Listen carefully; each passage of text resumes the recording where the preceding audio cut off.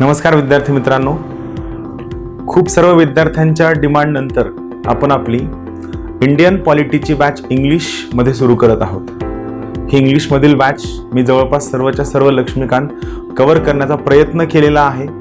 ही English मीडियममधल्या बॅचची तुम्हाला एक नोट्ससुद्धा मिळेल आणि यासोबतच तुम्हाला या बॅचचे सर्वच्या सर्व व्हिडिओज, आपलं जे ज्ञानदीप अकॅडमीचा लाल कलरचा लोगो असणारा ॲप आहे, या लाल कलरचा लोगो असणाऱ्या ॲपवर तुम्हाला सर्वच्या सर्व बॅच मिळेल. मग या बॅचला ॲक्सेस किती असेल, व्हिडिओज केव्हा अपलोड केले जातील, तुम्ही ते व्हिडिओज किती दिवस पाहू शकता, या सर्व बाबतीतली सर्वच्या सर्व सूचना त्या ॲपवरच त्या ठिकाणी सूचना या सदरामध्ये तुम्हाला दिलेली आहे. तर मी तुम्हाला सर्वांना सुचवेल, ज्या विद्यार्थ्यांना इंग्लिश मीडियममधनं इंडियन पॉलिटीची बॅच हवी होती, तुम्ही ही बॅच नक्की जॉईन करा. तुमच्या मित्रांसोबत सुद्धा शेअर करा. यामध्ये मी तुम्हाला प्रत्येक कन्सेप्ट सांगण्याचा प्रयत्न तर केला आहेच, मात्र या कन्सेप्टच्या सोबतच त्या टॉपिकशी निगडीत जो महत्त्वाचा कंटेंट आहे आणि त्या टॉपिकशी निगडीत जे महत्त्वाचा फॅक्च्युअल डेटा आहे, जो तुमच्या परीक्षेसाठी अत्यंत उपयुक्त असतो, हा सर्वच्या सर्व डेटा सुद्धा मी त्या ठिकाणी देण्याचा प्रयत्न केलेला आहे. सो तुम्हाला सर्वांना विनंती की बॅच शेअर करा आणि जॉईन करा. Thank you. Hello friends, welcome you all to Gyandeep academy. Now it's a continuation to the remaining part of federal system. Next important unitary feature is Parliament's authority over state list. Now why the word so? Now here try to understand first important thing. We have studied 7th schedule of Indian Constitution. In the 7th schedule of Indian Constitution, we have seen 3 lists are there. One is union list, where Parliament has the right to make laws. Second is state list, where state legislature has the right to make laws. And third one is concurrent list, where state legislature as well as union legislature both have the right to make laws. Both have the right. This we have seen. Now, this is very interesting concept. 11th point. It says Parliament's authority over state list. So, it is somewhat exception. Normally, state legislature has the right to make laws over state list. But these 5 exceptions are there where Parliament, which means union government, has the right to make laws over state list. Then what are these 5 conditions where Parliament will make law on state list? Let's go into it. Before that, it is a unitary feature. Why it is unitary feature? Because central government is making laws on state list. That's why center become powerful, and when center becomes powerful, it is a unitary feature. So first, what happens? Normally, Parliament has the right to make laws on union list.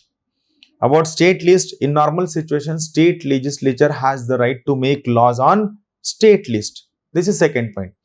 But under certain circumstances, Parliament, which is union law making authority, central law making authority, Parliament can make laws on state list. Now, what are these conditions and why it is so? The circumstances are, first circumstance is Article 249. Article 249, it says, when Rajya Sabha passes a resolution,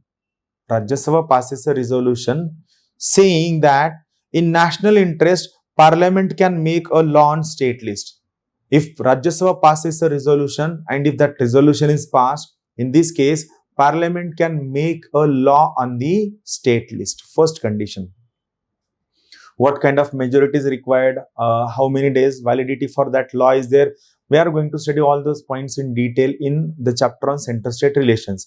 Here, simply remember, for Parliament to make a law on state list, Rajya Sabha must pass a resolution. And if the resolution of Rajya Sabha is passed, in this case, Parliament can make a law on the state list. This is very crystal clear thing. Now what happens? It is under Article 249. Again, a question could come to your mind. Why Rajya Sabha only? Why not resolution of Rajya Sabha? Right?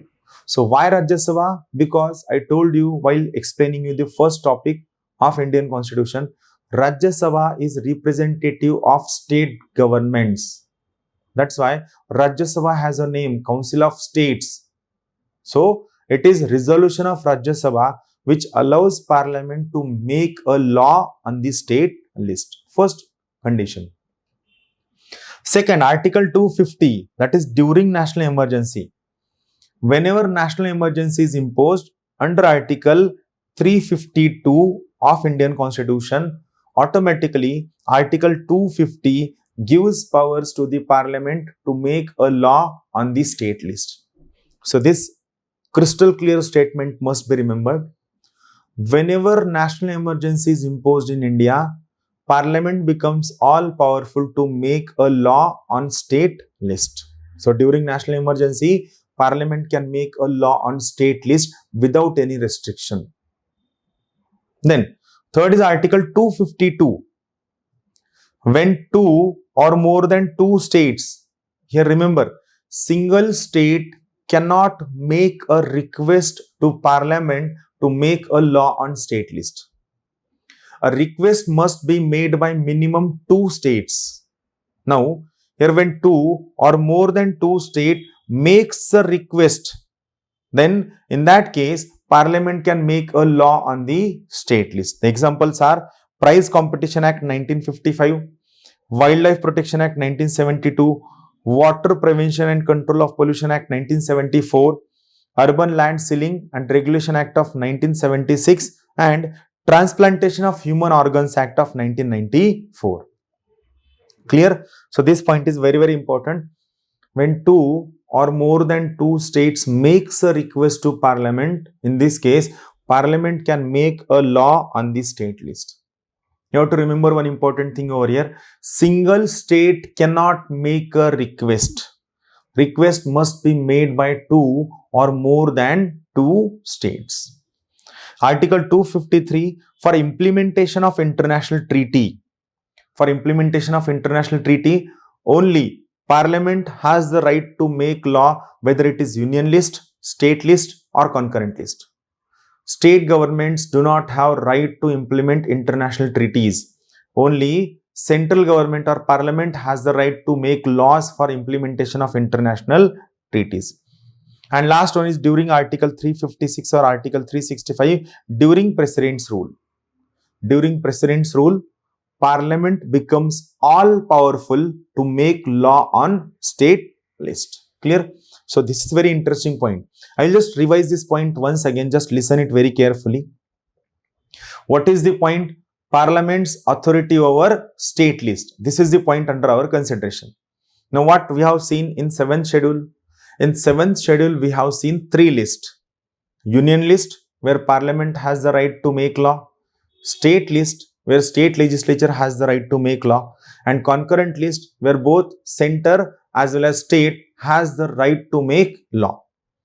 But under certain circumstances, Parliament has the right or authority to make law over state list. So here our point of consideration, what are those circumstances where Parliament can make a law on state list? So the circumstances are first on Article 249, when Rajya Sabha passes a resolution. Article 350, during national emergency. Article 252, when two or more than two states makes a request. Single state cannot make a request to Parliament for making a law on state list. Article 253, for implementation of international treaty. For implementation of international treaty, only Parliament has the right to make law. State legislature do not have right to make law. During Article 356 or 365, that is during President's rule, Parliament becomes all powerful to make a law on state list. So I will just repeat once again. Article 249, Article 250, Article 252, Article 253 and Article 365. Remember these 5 articles. Article 249, Article 250, 252, 253 and Article 356. These are the 5 important circumstances where Parliament has the right to make law over state list. Then 12th important point, appointment of governor, how it is unitary feature. First, we'll try to understand certain important points about governor. So, who is governor? Governor is nominal head of the state. Like president in the center, we have governor in the state. So, governor is nominal head of the state. Governor shall be appointed by President of India. But while making appointment, 2 important conventions I am not saying rules, or I am not saying law, or I am not saying any constitutional provision. I am saying two important conventions have been developed over a period of time. What are those two conventions? First convention, a person who is to be appointed as a governor of a state should not be from the state where he or she is going to be appointed as a governor. It means local native domiciled person should not be appointed as a governor to that particular state. First point. Second point, while appointing governor to a particular state, chief minister of that state should be consulted. Normally, first convention is followed, but second convention has been ignored in recent times. But still, whenever a question is asked, what are the two important conventions that should be followed while appointing governor? Two important convention, the governor should be outsider, and second, chief minister should be consulted. Now, why the office of governor is important? This is explanation. In today's era, only the first convention is followed, second one is not. Governor appointment have been a political one. Why it is so? Now, to understand this particular thing, we have to understand Article 74 and Article 163. Article 74 and 163. What is the similarity between these two articles? They are about advice to president and advice to governor. Article 74 is about advice of Council of Minister to President. Article 163 is about advice of Council of Ministers to Governor. First is advice to President of India and second is advice to Governor of a state. Now, what is the conclusion of Article 74? It says, the advice given by Council of Ministers is binding upon the President of India. I repeat once again, as per Article 74, advice given by Council of Ministers is binding upon the President of India. But under Article 163, yes, it is given that there shall be a Council of Ministers to aid and advise President of India. But Supreme Court itself said, whenever a question arises whether governor should act in his own discretion or as per the advice of Council of Minister, the discretion or the decision of governor shall remain final. I repeat this line once again of Article 163. Whenever a question arises whether governor should act in his own discretion or on the advice of Council of Minister, the decision of governor shall remain final. It means, as per Article 163, the advice given by Chief Minister and the Council of Ministers is not binding upon the governor. So, these two are very, very important statement in the federal system of India. First statement, the advice given by Council of Ministers is binding upon the President. Second statement, the advice given by Council of Minister and Chief Minister is not binding upon the governor of a state. It means here governor act as an agent of central government and he could block many bills of the state legislature, and that's how it could be a point of conflict between center and state. Why? Because governor is appointed by President of India. Governor remains in the office at the pleasure of President of India. Here, pleasure of President of India means pleasure of the Prime Minister and the Council of Minister. So ultimately, governor act as a puppet in the hands of Prime Minister and the Council of Minister, who can act against the federal spirit of Indian Constitution. That's why appointment of governor is a unitary feature. Governor always act as agent of the central government. Clear? So these points we are going to study time and again. Here just remember, appointment of governor is a unitary feature. Then we have single election machinery. We have integrated election machinery. Election Commission of India conducts election for center as well as state legislature, which is not the case in United States of America or in other federal nations. Now, 14th most important point, veto over state bill. Veto over state bill. Now, let's try to understand what all things are there. To understand this point, we will try to understand three important articles. Article 111, it is assent of President to parliamentary bill.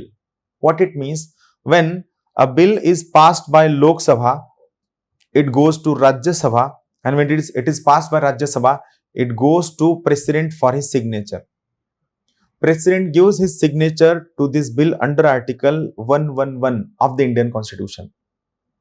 President gives his or her signature to parliamentary bill under Article 111, and when President signs that bill becomes an act. Clear? So it is Article 111, assent of President to parliamentary bill. Article 200, assent of governor to state bill. Article 200, assent of governor to state bill. It is what obvious. Parliament's bill shall be signed by President. State bill shall be signed by governor. Then Article 201, assent of President to state bill. Article 201, assent of President to state legislature bill. It means President can also give assent to state legislature bill. Now here we will try to understand how it is a unitary feature, or how in these articles state government's bill have been affected and hampered and blocked by central government, and how this particular feature act as a unitary feature. Very interesting part is there. Just listen very carefully. See, first think about Article 111. It is assent of President to Parliament's bill. Now what happens? Whenever a bill is passed by Parliament, means a bill which is passed by Lok Sabha plus a bill which is passed by Rajya Sabha. Whenever a bill is passed by Parliament and it comes for the signature of President, President has various options. When a bill passed by Lok Sabha, Rajya Sabha, when it comes to President, he or she has various options. What are those options? He can say yes to that bill. He or she can say yes to that bill. It means he signs the bill. When this bill is signed by President, it becomes an act and procedure is complete. Now, second, he could say no to that bill. He altogether rejects that bill. He says that I am not going to sign this bill. So when President says no to the bill, or when President rejects that bill, it is called as absolute veto. So if someone asks you what is your meaning of absolute veto? Absolute veto means rejection of a bill by President. Absolute veto means rejection of a bill by President. It is absolute veto. President has absolute veto over two kinds of bills. President has absolute veto over two kinds of bill. One is private members bill. Second is state legislatures bill.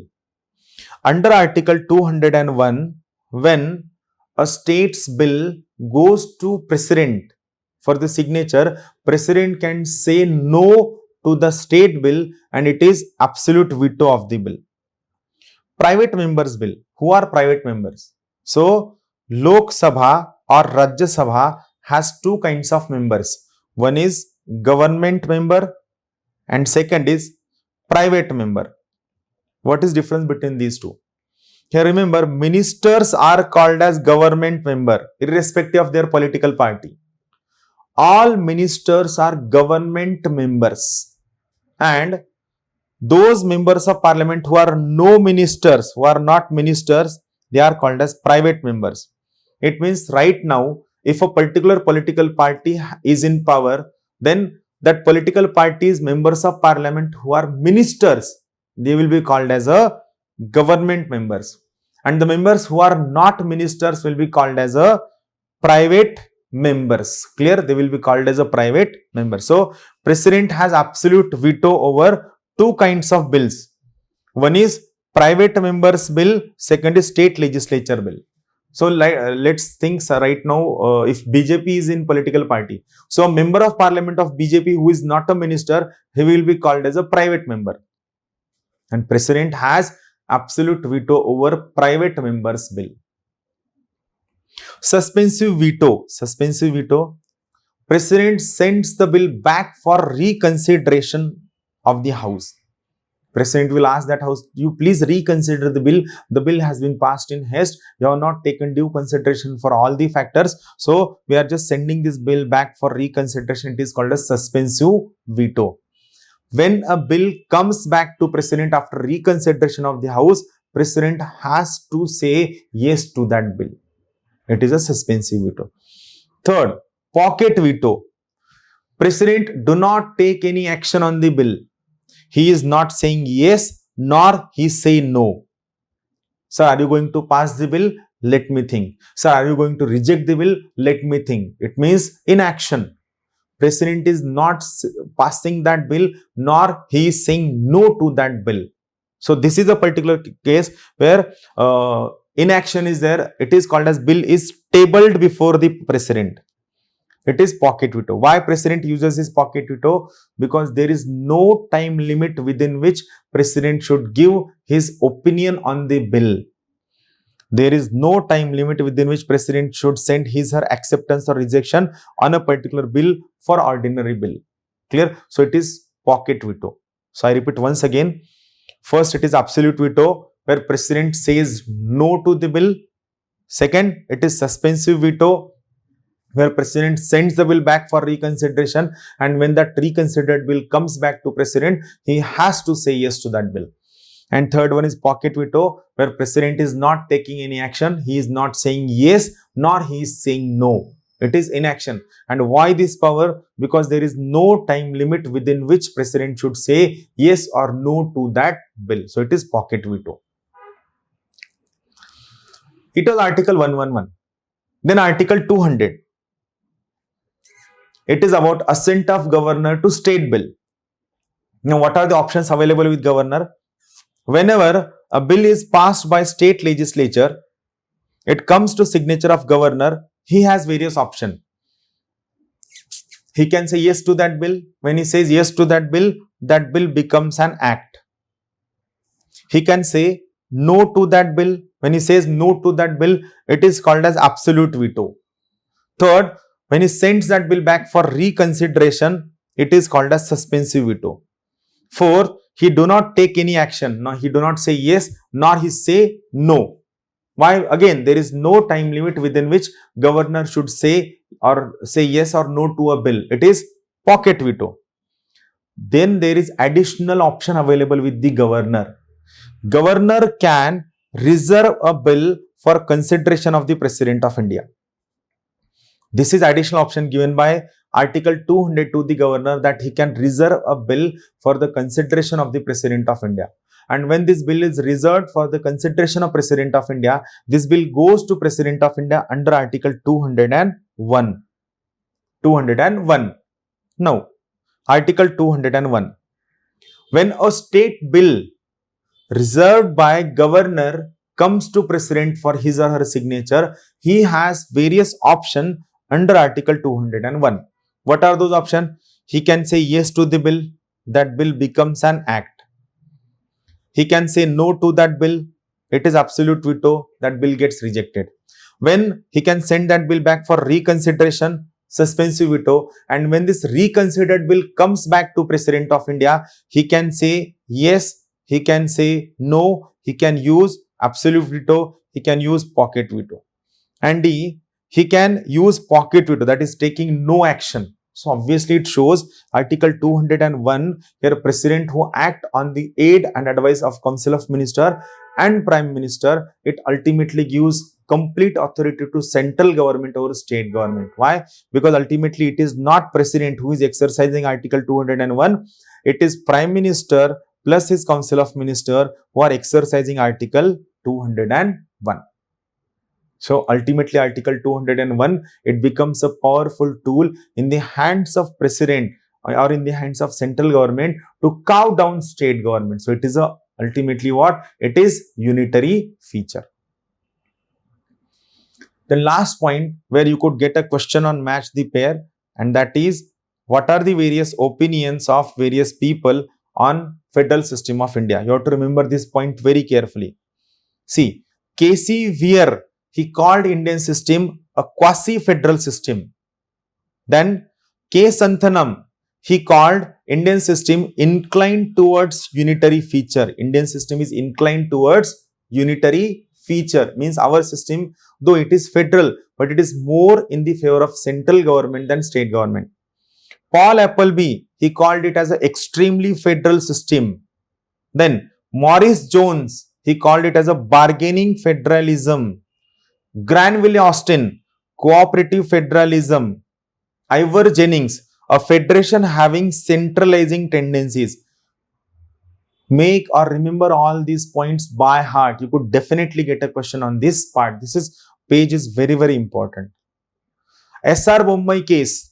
The Supreme Court has clearly said our constitution is federal and federalism is the basic structure of Indian constitution. So I request every one of you remember this SR Bombay case statements. Here Supreme Court clearly said Indian constitution is federal in nature and federalism is the basic structure of Indian constitution, which you have to remember. Clear? So that's all from my side. Keep watching these videos. Please share these videos with your friends. We'll be meeting soon for next topic. Till then, thank you very much. Have a good day. Tata, bye bye.